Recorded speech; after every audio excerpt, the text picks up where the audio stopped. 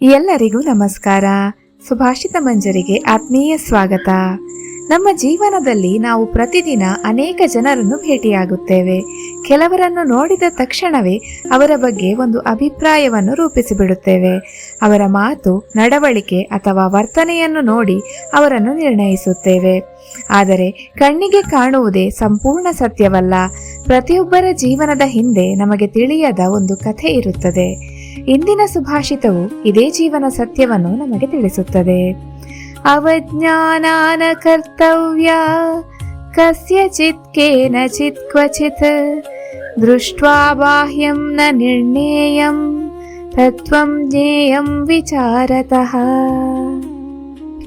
ಒಂದು ದಿನ ಒಬ್ಬ ತಂದೆ ಮತ್ತು ಅವರ ಸುಮಾರು 25 ವರ್ಷದ ಮಗ ರೈಲಿನಲ್ಲಿ ಪ್ರಯಾಣಿಸುತ್ತಿದ್ದರು.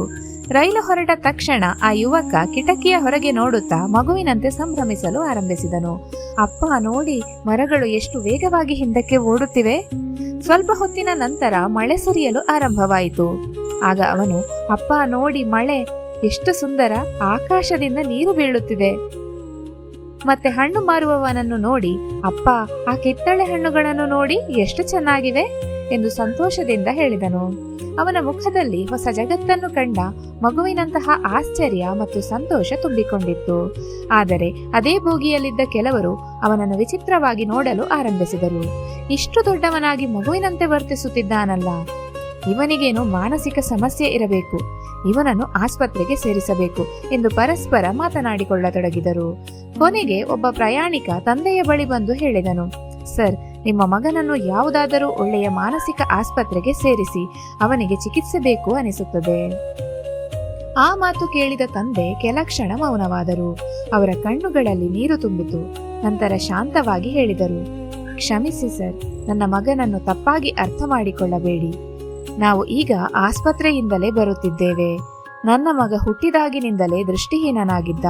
ಹಲವು ವರ್ಷಗಳ ಚಿಕಿತ್ಸೆಯ ನಂತರ ಇತ್ತೀಚೆಗೆ ನಡೆದ ಶಸ್ತ್ರಚಿಕಿತ್ಸೆಯಿಂದ ಅವನಿಗೆ ದೃಷ್ಟಿ ಮರಳಲು ಆರಂಭವಾಗಿದೆ. ವೈದ್ಯರು ಅವನಿಗೆ ನಿಧಾನವಾಗಿ ಈ ಹೊಸ ಜಗತ್ತನ್ನು ಪರಿಚಯಿಸಿಕೊಳ್ಳಬೇಕು, ಅದಕ್ಕೆ ಸಮಯವೂ ಬೇಕಾಗುತ್ತದೆ ಎಂದು ಹೇಳಿದ್ದಾರೆ. ಇಂದು ಅವನು ಮೊದಲ ಬಾರಿಗೆ ಮಳೆಯ ಹನಿಗಳನ್ನು, ಹಸಿರು ಮರಗಳನ್ನು, ಓಡುತ್ತಿರುವ ರೈಲನ್ನು, ಜನರನ್ನು, ಈ ಸುಂದರ ಪ್ರಕೃತಿಯ ಬಣ್ಣಗಳನ್ನು ಆಶ್ಚರ್ಯದಿಂದ ನೋಡುತ್ತಿದ್ದಾನೆ. ಅದಕ್ಕಾಗಿ ಅವನು ಮಗುವಿನಂತೆ ಸಂಭ್ರಮಿಸುತ್ತಿದ್ದಾನೆ. ಅವನು ಹುಚ್ಚನಲ್ಲ ಸರ್. ವರ್ಷಗಳ ಕತ್ತಲೆಯ ನಂತರ ಈ ಸುಂದರ ಜಗತ್ತಿನ ಬೆಳಕನ್ನು ಕಾಣುತ್ತಿರುವ ಒಬ್ಬ ಅದೃಷ್ಟವಂತ. ಈ ಮಾತು ಕೇಳಿದ ಕೂಡಲೇ ಇಡೀ ರೈಲು ಬೋಗಿಯಲ್ಲಿ ಮೌನ ಆವರಿಸಿತು. ಸ್ವಲ್ಪ ಹೊತ್ತಿನ ಹಿಂದೆ ಟೀಕಿಸುತ್ತಿದ್ದವರ ಕಣ್ಣುಗಳು ತೇವವಾದವು. ಅವರಿಗೆ ತಮ್ಮ ತಪ್ಪಿನ ಅರಿವಾಯಿತು. ಸ್ನೇಹಿತರೆ, ನಾವು ನೋಡುವುದು ಯಾವಾಗಲೂ ಸಂಪೂರ್ಣ ಸತ್ಯವಾಗಿರುವುದಿಲ್ಲ. ಒಬ್ಬ ವ್ಯಕ್ತಿಯ ನಗು, ಮೌನ, ಕೋಪ ಅಥವಾ ವಿಚಿತ್ರ ನಡವಳಿಕೆಯ ಹಿಂದೆ ನಮಗೆ ತಿಳಿಯದ ನೋವು, ಹೋರಾಟ, ಸಂತೋಷ ಅಥವಾ ಬದುಕಿನ ದೊಡ್ಡ ಕಥೆ ಅಡಗಿರಬಹುದು. ಆದ್ದರಿಂದ ಯಾರನ್ನು ಒಂದು ಕ್ಷಣದ ವರ್ತನೆಯ ಆಧಾರದ ಮೇಲೆ ನಿರ್ಣಯಿಸಬೇಡಿ. ಮೊದಲು ಅರ್ಥ ಮಾಡಿಕೊಳ್ಳಿ, ನಂತರವೇ ಅಭಿಪ್ರಾಯ ವ್ಯಕ್ತಪಡಿಸಿ. ಮತ್ತೆ ಮತ್ತೊಂದು ಸುಭಾಷಿತದೊಂದಿಗೆ ಭೇಟಿಯಾಗೋಣ. ನಮಸ್ಕಾರ.